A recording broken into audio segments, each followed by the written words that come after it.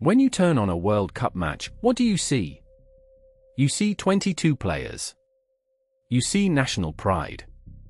You see the pinnacle of the world's most popular sport. But if you know where to look, you see something else entirely. You see a battlefield.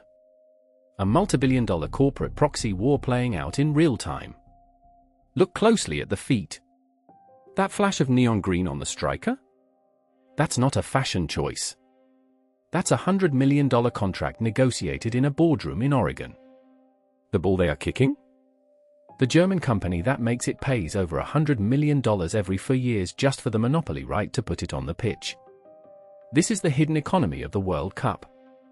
It's a $4 billion advertising battleground dominated by two undisputed titans, Nike and Adidas.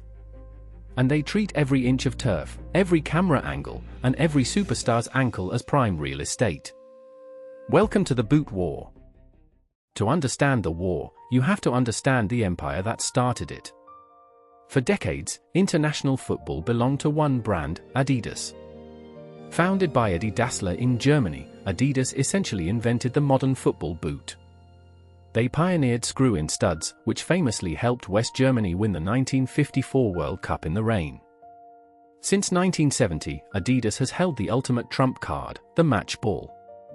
They have been the official sponsor and ball supplier for every FIFA World Cup for over half a century. They pay FIFA roughly $100 million per 4-year cycle for this privilege. Why? Because the ball is the center of gravity. Every time the camera tracks a pass, every time a player scores, every time a goalie makes a save, the Adidas logo is right there in the center of the frame. For a long time, they also sponsored the majority of the top national teams and the most famous players. They were the establishment. They were the old money of football. But in the mid-1990s, an arrogant, aggressive American running shoe company decided it wanted a piece of the world's biggest sport. Nike looked at football and didn't see tradition. They saw an outdated, vulnerable monopoly. Adidas treated football like a heritage sport. Nike decided to treat it like rock and roll. Nike couldn't buy the official tournament sponsorship, Adidas had that locked down. So, Nike did what they do best. They launched a guerrilla war. They targeted the players. In 1996, Nike signed the Brazilian national team to a massive $200 million, 10-year contract. It was unheard of at the time. Brazil was the most exciting, glamorous team on the planet. But Nike didn't stop there. They started signing individual superstars. And they didn't just give them boots, they built entire marketing universes around them.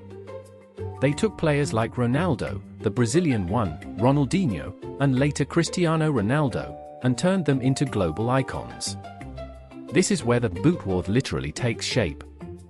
In a World Cup, a player's national team jersey is chosen by their country's federation.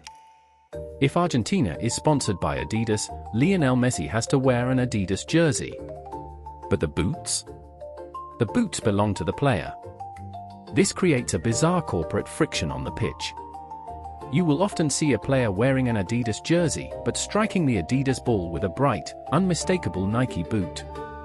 The boots are the weapon of choice because they are the player's personal billboard. And the brands engineer them to pop on television. That's why Nike introduced the Volt colorway, a hypervisible neon yellow-green that the human eye is highly sensitive to. During the 2014 World Cup, nearly half the players on the pitch were wearing these blindingly bright Nike boots. You didn't even need to see the swoosh, the color itself was the branding. Today, the arms race for player feet is staggering. Nike recently signed Kylian Mbappé to a deal reportedly worth over €100 million. Adidas locked down Jude Bellingham and Lamine Yamal. Puma, the scrappy third player, snatched Neymar away from Nike with a record-breaking €25 million a year contract. They are paying these astronomical sums for one specific moment, the close-up replay of a goal. When the ball hits the back of the net, the camera zooms in on the foot that struck it. In that split second, the brand gets millions of dollars worth of global exposure. Because Adidas legally owns the World Cup as an official sponsor, Nike has to use a strategy called ambush marketing. Nike cannot legally use the words World Cup or the official FIFA logo in their ads. But they don't need to. Every 4 years, right before the tournament, Nike drops a cinematic, star-studded football commercial that captures the global attention. They feature the players they sponsor, wearing their national colors, playing football. They don't say a World Cup, but every fan knows exactly what the ad is about. And routinely, when consumer research firms poll fans after the tournament, a massive percentage mistakenly believe Nike was the official sponsor. Nike gets all the cultural impact without paying FIFA's official $100 million entry fee. Adidas fights back by dominating the infrastructure. They supply the kits for key federations. They brand the stadium boards. They sponsor the Golden Boot Award for the top scorer. It is a constant game of chess. If Nike signs the best striker, Adidas sponsors his national team. If Adidas owns the ball, Nike makes sure the boots hitting it are neon. So what is the lesson of the boot war? It's a masterclass in challenging a monopoly.